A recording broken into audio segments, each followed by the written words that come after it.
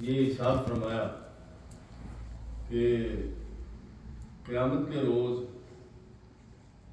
دنیا میں تو گواہیاں ملتی ہیں، خبریں ملتی ہیں، خبریں ہوتی ہیں ٹیلی ویژن کے ذریعے، ریڈیو کے ذریعے، اخبارات کے ذریعے، رسائل کے ذریعے ایک دوسرے کو بتائی جاتی ہیں خبریں.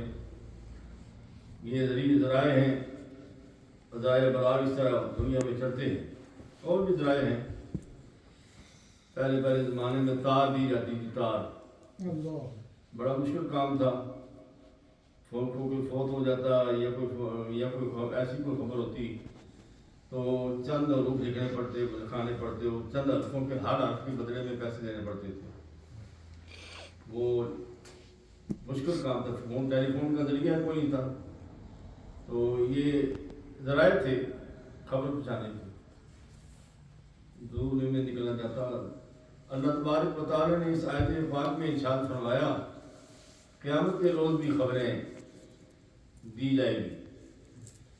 اور وہ خبریں کون دے گا؟ کوئی ٹیلی ویژن نہیں دے گا، نہ ریڈیو دے گا، نہ کوئی اور نہیں دے گا، بلکہ زمین دے گی. زمین جو ہے یہ خبر دے گی، یہ گواہی دے گی، یہ وٹنس بن جائے گی. اور یہ ہاتھ بھی وٹنس بن جائیں گے، یہ آنکھیں بھی وٹنس بن جائیں گی، یہ پاؤں بھی وٹنس بن جائیں گے. یہ گواہی دیں گی. زمین بھی گواہی دے گی میرے اندر بیٹھ کر اس نے کیا کیا.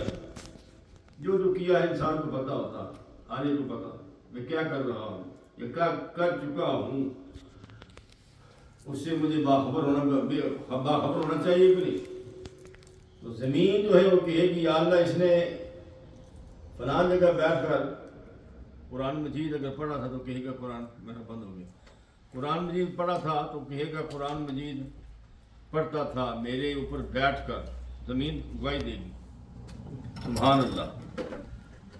اور اگر ذکر کرتا تھا تو زمین گواہی دے گی کہ ذکر کرتا تھا یا اللہ میں گواہی دیتی ہوں تجھے یاد کرتا تھا، دعائیں مانگتا تھا، اپنے گناہوں کی معافی طلب کرتا تھا اور اپنی کوتاہیوں سے معافی مانگتا تھا اور بھلائی کے کام کرتا تھا، نیکی کے کام کو پھیلاتا تھا، نیکی کرتا تھا. ہر نیکی اللہ کی بارگاہ میں جمع ہو رہی ہے. ہر برائی اسی صورت میں اللہ پاک فرماتا ہے من یعمل مثقال ذرۃ خیرا یرہ من یعمل مثقال ذرۃ شرا یرہ. ایک رائی کے برابر، رائی چھوٹی بالکل چھوٹی سی ہوتا ہے، رائی کے برابر بھی اگر کسی نے کوئی نیکی کی ہے تو وہ بھی جو ہے وہ قیامت کے روز اس کے سامنے آ جائے. رائی کے برابر بھی اگر کوئی برائی کسی نے کی ہے تو برائی بھی اس کے سامنے آ جائے گی. تو جس کے دفتر ہی برائیوں کے ہوں گے اس کا کیا حال ہوگا. تو زمین گواہ بن جائے گی. وہ خوش نصیب نہیں ہے جنہوں نے زمین کو گواہ اس طرح بنایا، قرآن پڑھا، ذکر اذکار کیا، نیکی کی، نفل پڑھے.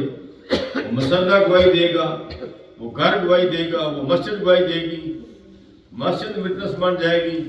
وہ مسلح، وہ سیٹی، وہ صوفہ جس پر بیٹھ کر اللہ اللہ کرتا تھا، وہ سارے گواہی دیں گے.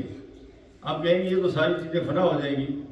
تو فنا تو ہو جائیں گی، لیکن اللہ تو چاہے گا نا کہ اللہ نے گواہیاں میرے سے لے گا.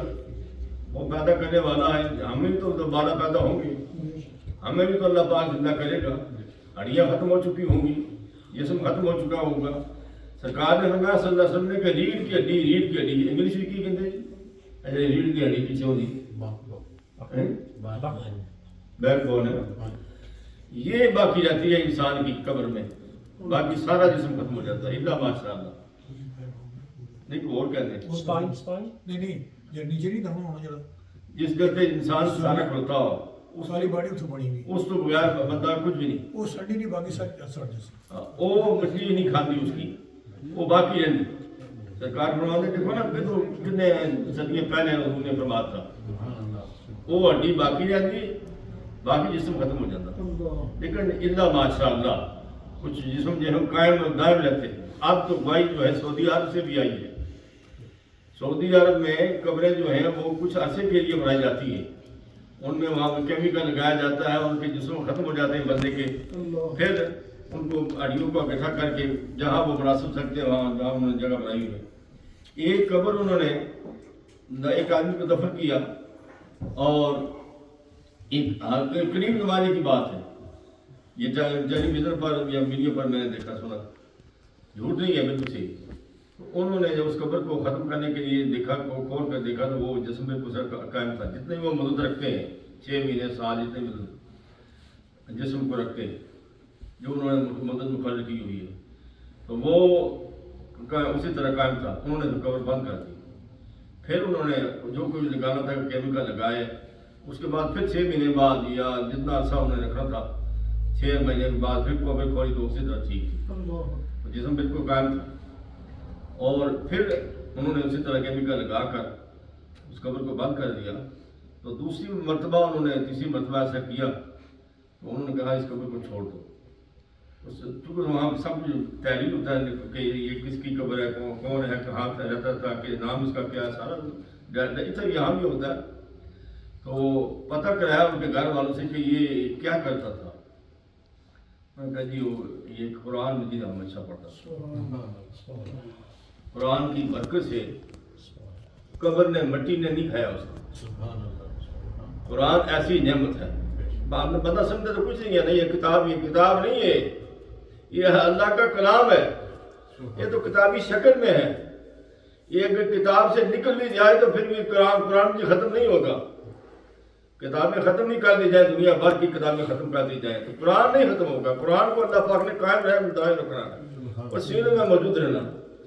میں عرض کر رہا تھا قرآن بھی جب قیامت کے روز کہے گا کہ میں اس کی گواہی دیتا ہوں یہ میرے ساتھ محبت کرتا تھا، مسجد بھی گواہی دے گی، میں یا اللہ گواہی دیتا ہوں کہ یہ مسجد میں ذکر کی محفل میں آتا تھا، نماز پڑھتا تھا، باجماعت نماز پڑھتا تھا، اور وہ بندہ جس کے ساتھ وہ بیٹھ کر اللہ کرتا ہے وہ بندہ بھی گواہی دے گا کہ یا اللہ میں اس کی گواہی دیتا ہوں کہ میرے ساتھ یہ ذکر کی محفل میں بیٹھتا تھا، یا نماز میں کھڑا ہوتا تھا، یا قرآن مجید کی تلاوت کرتا تھا، یا سیکھتا تھا، دین مجید سیکھتا تھا۔ مسجد بھی گواہی دے گی کہ یا اللہ اس نے مجھے تعمیر کیا اور مجھ میں یہ بیٹھ کر ذکر کرتا تھا۔ تو لہذا یہ گواہیاں تو بندہ مومن پھر بہتر ہے کہ نہیں، اس کی حالت بہتر ہوئی کہ نہیں، باقی قوموں سے مومن کی حالت بہتر ہوئی کہ نہیں، اور تو روئیں گے، چیخیں گے، چلائیں گے، کوئی ان کا پریشان حال نہیں ہوگا، لیکن مسلمان کو اللہ پاک نے یہ ذات بخشا ہے کہ اس کے لیے ہر چیز گواہ ہو جائے گی۔ ہاتھ گواہی دیں گے کہ یا اللہ صدقات خیرات کرتا تھا، آنکھیں گواہی دیں گی کہ یا اللہ میں دیکھ کر مسجد میں اندھیرے میں جاتا تھا، اور پاؤں گواہی دیں گے کہ مجھ سے چل کر یہ جاتا تھا، ہاتھ بھی گواہی دیں گے، آنکھیں بھی گواہی دیں گی، پاؤں بھی گواہی دیں گے، مسجد بھی گواہی دے گی، قرآن بھی گواہی دے گا۔ تو مسلمان کی یہ شان جو ہے کسی اور قوم کی نہیں ہے، یہ مسلمان کی شان ہے، مسلمان کو اللہ نے یہ اعزازات بخشے ہیں، یہ شان بخشی ہے کہ قیامت کے روز اس کے لیے بے شمار گواہیاں ہو جائیں گی۔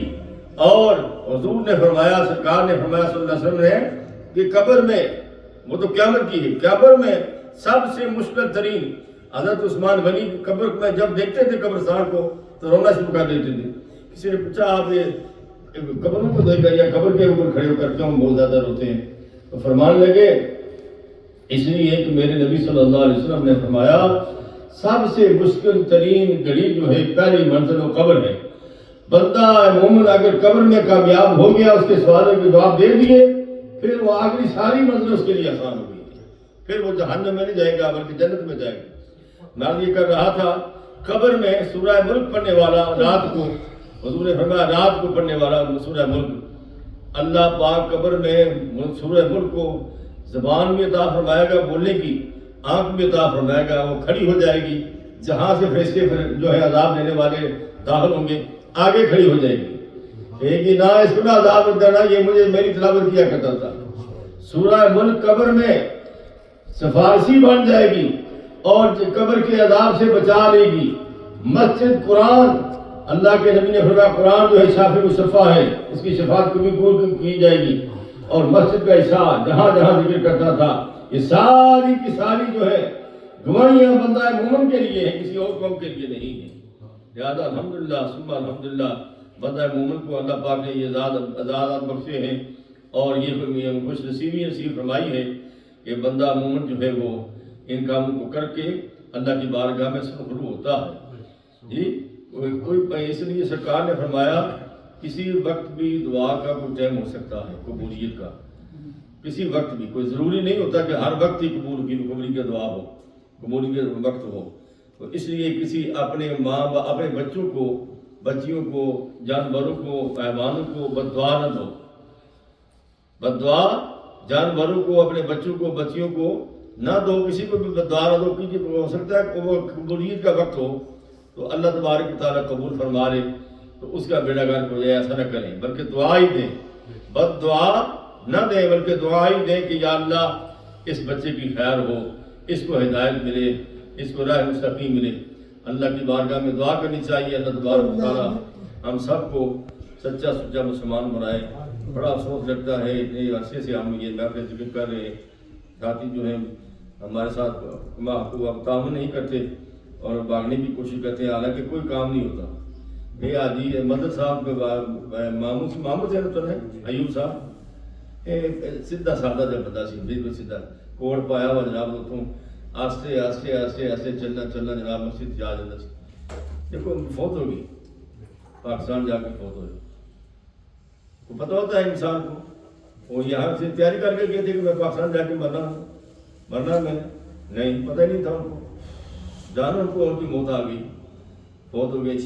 لیکن یہاں چھوڑ کر کیا کہ دو چیزیں چھوڑ کر گئے. ایک تو یہ کہ انہوں نے کبھی بھی کسی کے ساتھ بد کلامی نہیں کی، کبھی بھی سخت کلامی نہیں کی، برے الفاظ نہیں کیے. خاموشی کے ساتھ آتے، خاموش ہو کر بیٹھتے، باتیں کرتا تو کرتے. اور دوسرا یہ کہ مسجد میں پابندی کے ساتھ آتے تھے، جنازہ بھی پابندی سے کے ساتھ پڑھنا اس مسجد میں اور نماز بھی پابندی کے ساتھ پڑھنا. یہ گواہی ہے ہماری جانب سے، یہ گواہی اس مسجد کی جانب سے، آپ کی جانب سے. ان کے لیے اچھی گواہی ہوئی کہ نہیں ہوئی؟ تو اچھی گواہی ہے نا. اس لیے اچھی گواہی کے لیے بڑا ضروری ہے کہ کچھ کرنا پڑتا. آدمی بیٹھا رہے ٹیلی ویژن پر کتنے گھنٹے، میں آپ بھی بیٹھتا ہوں، سچی بات ہے، کتنے گھنٹے خبریں سنتے رہتے ہیں. لیکن میں الحمدللہ یہ کوشش کرتا ہوں کہ تصویر ہاتھ میں ہو تو ساتھ ساتھ اللہ کا ذکر بھی کرتا جائے آدمی، تاکہ یہ نہ ہو کہ جواب بھی نہیں ہونا. تو ایسا بھی کرنا چاہیے کہ اگر آپ ٹیلی ویژن کے سامنے بیٹھتے ہیں، بیٹھنا پڑتا ہے، ظاہر خبریں دیکھنی پڑتی ہیں، ٹیلی ویژن دیکھنا پڑتا ہے، تو تصویر ہاتھ میں رکھ لے آدمی، تاکہ تصویر جو ہے ایک ایسی نعمت ہے، اسے آدمی کچھ نہ کچھ پڑھتا ضرور ہے، بیکار نہیں بیٹھتا. اللہ تعالیٰ میری اور آپ کی حاضری کو قبول و منظور فرمائے اور خدا تبارک و تعالیٰ ہمیں فرمائے. بسم اللہ الرحمن الرحیم.